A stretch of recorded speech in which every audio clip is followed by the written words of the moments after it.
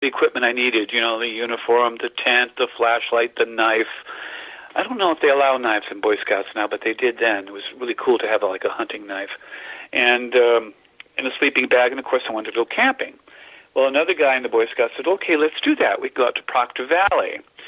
So we headed out to Proctor Valley east of San Diego, about 8-9 miles.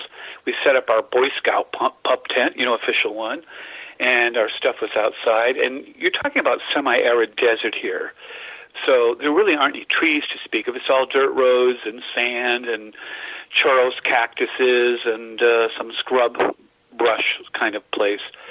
So we're out there, and we talked and laughed and joked, and finally we went to bed. And in the middle of the night, I'd guess about 3 in the morning, we heard this noise outside of the tent. Now, at that time, we were miles from anybody or anything. There was no lighting, no street lighting. It was absolutely pitch black. And whatever it was going through our campsite. We could hear it. Now, we knew what it wasn't. It couldn't be a bear. There were no bears there.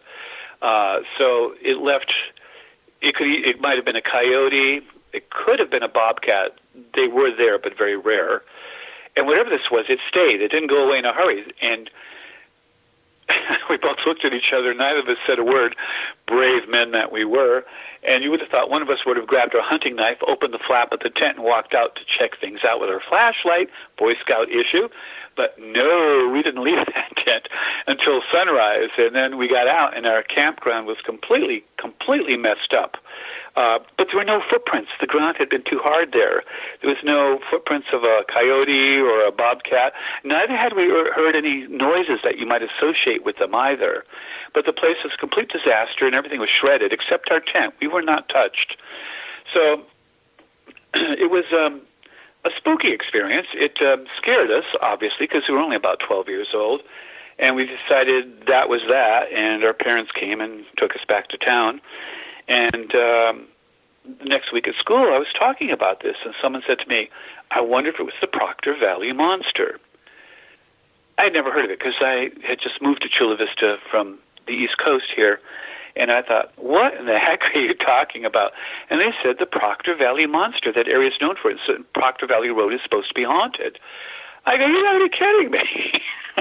And they go, no, it's real. Apparently, the story goes that a young couple was driving out on that dirt road. They had engine trouble and stopped. The man got out of the car to take care of it. The young woman stayed in the car with the doors locked because he told her to. Then she heard him screaming and a lot of noise. The car rocked. Then afterwards, there was a steady scratching on the roof of the car. But she couldn't see it. And again, it was pitch black. And she wouldn't get out of the car until morning. And then a passing car stopped her and saved her. It turned out that the scratching on the roof of the car, apparently, according to the story, was the fingernails of her dead boyfriend who was hanging upside down from a branch of the tree right above them. And that was the first story of the Proctor Valley Monster, and from there it has spread. A doctor had it kill his dog. He saw it several times in his yard. The house he bought the people from, they told him not to go out at night. And he said, why? And they said, well, you just shouldn't do it. And he said, why? Are there wild animals near here? But they wouldn't tell him. So he bought the house, his wife and his child and his dog. His dog was killed, and then he saw this thing that looked very much like a Bigfoot with a younger one. And before the dog died, his son had gone out to call the dog in at dark because that's what they were doing. And he thought he saw the dog lying on the ground in the distance, but when he got up, he realized it was a young Sasquatch, a young Bigfoot. And he ran in the house to tell his parents. Well, eventually the doctor sold the house. Since then, there have been sightings in Hamul, Alpine, and yes, in Proctor Valley of this dreaded Proctor Valley Monster, or monsters as the case may be. And also there's a haunted car that drives up and down the Proctor Valley Road, comes up behind you, 2 bright lights.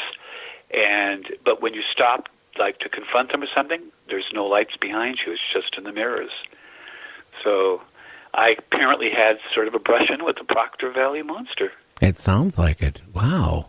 Glad I didn't go out of the tent, right? Yeah. Needless to say, we never, ever went back to Proctor Valley to camp again. I wouldn't blame you. You know, when I was probably about the same age as you, my parents took me and 2 of my friends up to a place called Camino Island, not too far away, really, from Mount Vernon, where you stayed for a while, and to the campground, and that was right on the ocean. You know, the ships would come in, and we could watch that, and do nothing, basically. I'm sorry, what was the name of the place? It was Camino Island State Park. Oh, okay, because there was a lovely village on the coast there that I went to, and I can't think of the name if it began with an A, but I really love that little fishing village. So, but I'm sorry, go ahead with your story. It was Tomato Island? Oh, no, Camino Island. Like, okay. Well, it could have been Tomato Island, but no, it was actually Camino Island. Anyway, we were there. And I'm waiting for the attack of the killer tomatoes here. Yeah, it was. It was killer raccoons. We were, being young, my parents didn't say, hey, well, make sure you, gather up your food and put it back in the ice chest and put something on top of it to protect it, to keep the critters out. Here we are in our tent that night, and all of a sudden we hear all these weird noises, growling. So we got scared, and we finally got brave enough to stick our head out of the tent. And here it was like dozens of raccoons eating our food. And we freaked out. So we wanted to, scare them away. Well, you don't scare raccoons away when they find food and they want the food. We had to spend the night in one of the campers next to us. We got into their car and spent the night in their car to the morning because the raccoons were attacking us or trying to. Well, I've never heard of killer raccoons, but I can imagine there could be. Maybe they're mutant raccoons. Did you ever see the movie Zombeaver? No. Zombie Beavers? Maybe. It's kind of a good movie. Yeah, maybe. But it was funny.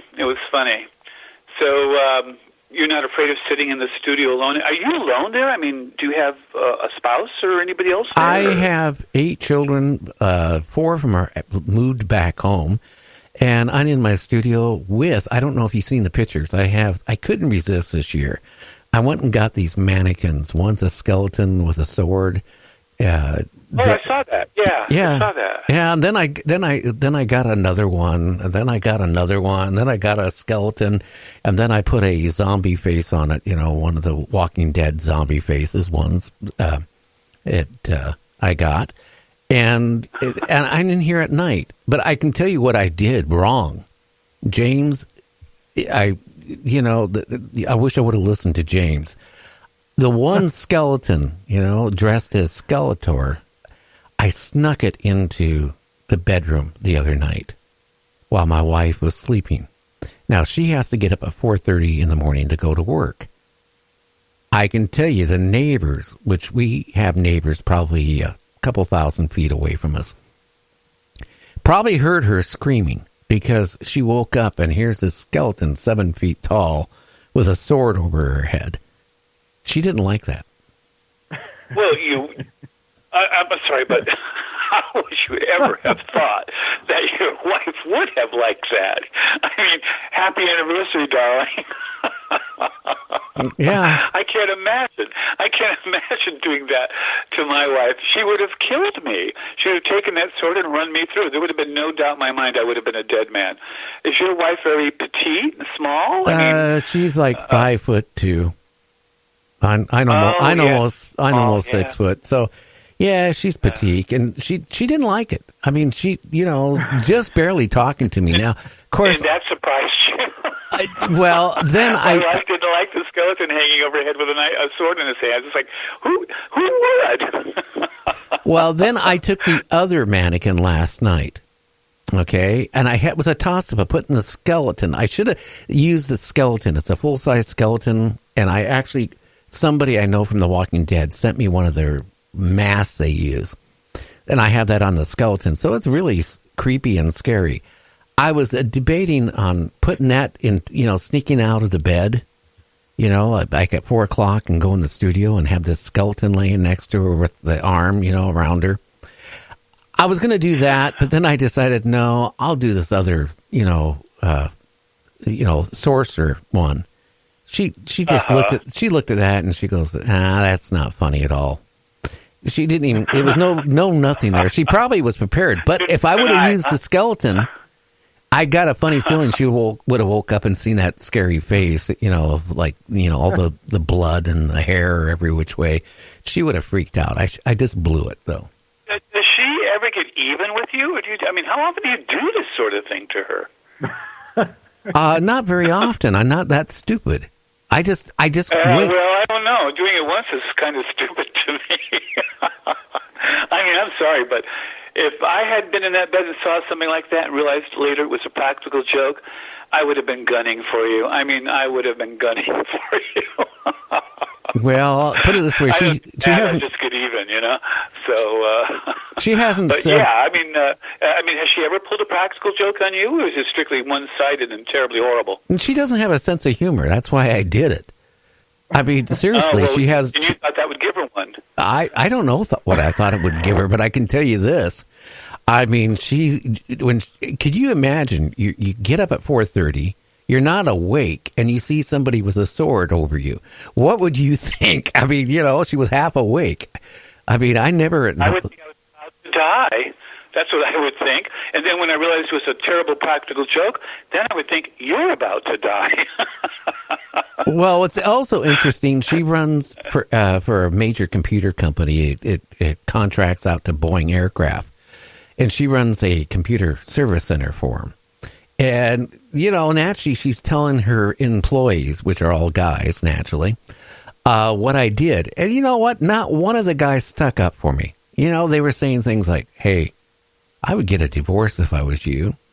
I mean, all the, typical men, advice they gave her. And she came home and she told me that not one person thought what you did to me was funny. I did. I thought it was the funniest thing I've ever done in my life. Well, it's always funny if you're the perpetrator of a practical joke. It's usually the victim that doesn't find it too funny, And, of course, she's going to seek out allies when she goes to work. Although in this case, if I had been working there with her, I would have said the same thing. Get rid of this guy. Get rid of him now. Now, that makes me feel bad. How long have you been married? Going on 43 years. Oh, well, heck, she's there for life then, apparently. But so there must be something about you that she likes that, But I got to tell you, if you had done that to me, oh, God. Actually, you probably wouldn't have had anything to worry about because I probably would have had a heart attack, and that would have been it, So yeah. I almost had a heart attack with the Proctor Valley Monster. And I don't even know if it was the Proctor Valley Monster, but, that was a persistent story that just went on forever.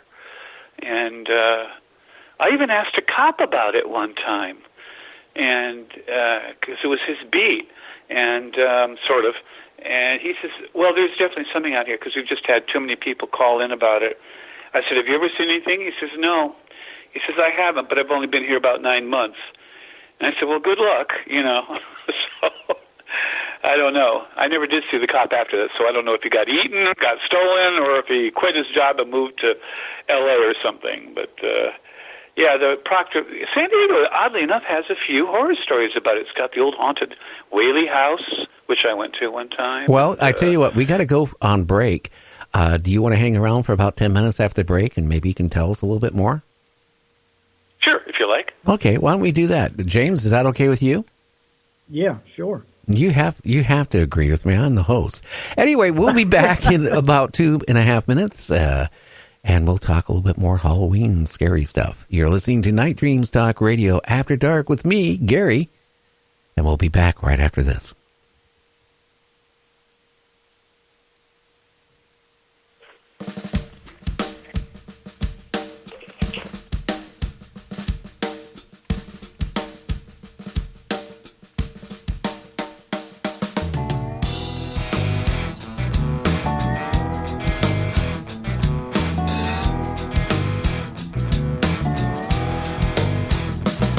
One day while reading history, I paused to take a sigh about the land Afghanistan, where empires go to die. Alexander the Great, he tried and failed. The Mongols, they did too. The British and the Russians, they got their ass kicked too. America's been there many years, and I ask myself why we don't learn from history, where empires go to die.